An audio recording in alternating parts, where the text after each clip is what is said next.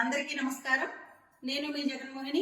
Telugu సౌరభాల channel కి స్వాగతం పలుకుతూ తెలుగు నేర్చుకునే స్టూడెంట్స్ అందరి కోసము కూడా ఈ వ్యాకరణాంశాలని వివరించడం జరుగుతుంది. ఇప్పుడు ఈ వీడియోలో సమాసం నిర్వచనం, సమాసంలో ఉండేటటువంటి రకాలు, వీటిని గురించి తెలుసుకుందాం. సమాసం అంటే ఏమిటి అంటే సమర్థం బహు పదంబులు ఏకపదం బహుట సమాసం.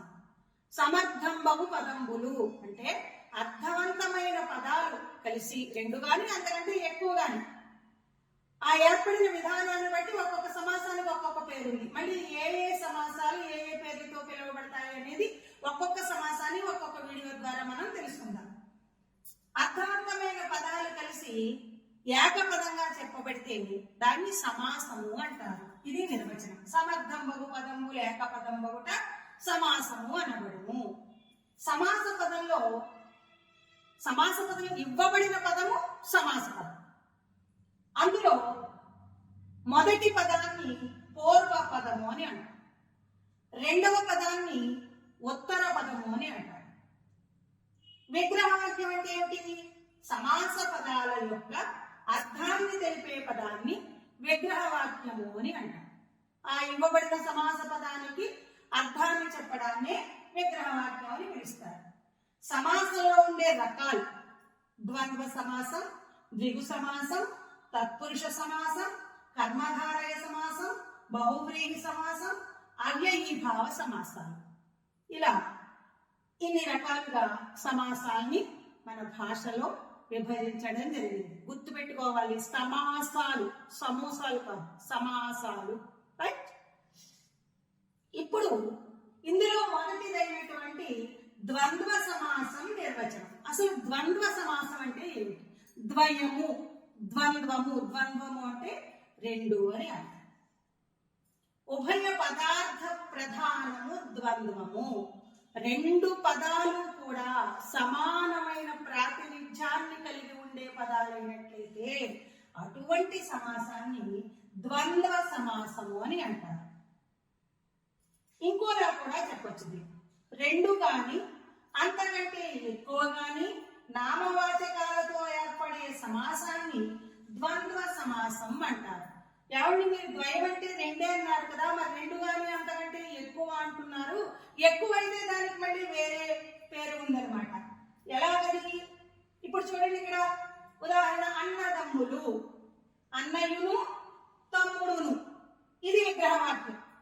అన్నదమ్ములు ఇది ఇవ్వబడిన పదం, అన్నయ్యును తమ్ముడును ఇది విగ్రహవాక్యం. ద్వంద్వ సమాసం ఇది సమాసం పేరు. అంటే ఒక సమాసంలో ఇవ్వబడిన పదము విగ్రహవాక్యము సమాసం పేరు. పరీక్షలో ఒక్కొక్కసారి పదం ఇచ్చేసి విగ్రహవాక్యం రాయమంటాడు, లేదా విగ్రహవాక్యం ఇచ్చి సమాసం పేరు రాయమంటాడు, సమాసం పేరు ఇచ్చి ఏదైనా ఉదాహరణ రాయమంటాడు. ఎలాగైనా అడగచ్చు అన్నమాట. ఇక్కడ ధర్మజ భీమార్జున నకుల సహదేవులు అన్నాను నేను.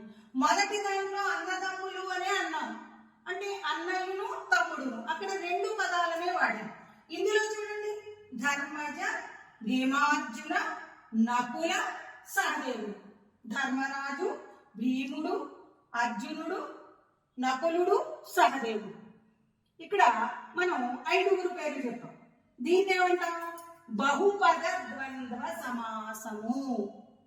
బహుపద ద్వంద్వం అంటే రెండు కంటే ఎక్కువ నామవాచక పదాలని చేర్చి చెప్తే దాన్ని బహుపద ద్వంద్వము అని అంటారు. అంటే ద్వంద్వ సమాసం ఎన్ని రకాలుగా ఉంటుంది? 1 ద్విపద ద్వంద్వము, 2 బహుపద ద్వంద్వము అని ఇలా 2 విధాలుగా ఉంటుంది. సీతారామ లక్ష్మణ భరత శత్రుఘ్నులు అన్నామనుకోండి, బహుపద ద్వంద్వం. ఇలా 2 కంటే ఎక్కువ పదాలు చేర్చి దాన్ని బహుపద ద్వంద్వం అంటారు. 2 నామవాచక పదాలను సమాసం చేస్తే దాన్ని ద్వంద్వ సమాసము అని అంటారు. ఇది ద్వంద్వ సమాసం యొక్క వివరణ. ఏదైనా మొత్తం మీద సమాసం అంటే ఏంటి? సమర్థం బహు పదంబులు ఏకపదం బహుట సమాసము. విన్నందుకు మీ అందరికీ ధన్యవాదాలు. ఈ వీడియోని చక్కగా ఉపయోగించుకోండి స్టూడెంట్స్ అందరూ కూడా. ఈ వీడియో కనుక మీకు నచ్చినట్లయితే లైక్ చేయండి, షేర్ చేయండి, సబ్స్క్రైబ్ చేయండి. మరో మంచి వీడియో చేసే అవకాశాన్ని నాకు కలిగించండి. ఇలా వరుసగా ఒక్కొక్క సమాస వివరణ మీకు ఒక్కొక్క వీడియో ద్వారా అందిస్తాను. Thank you.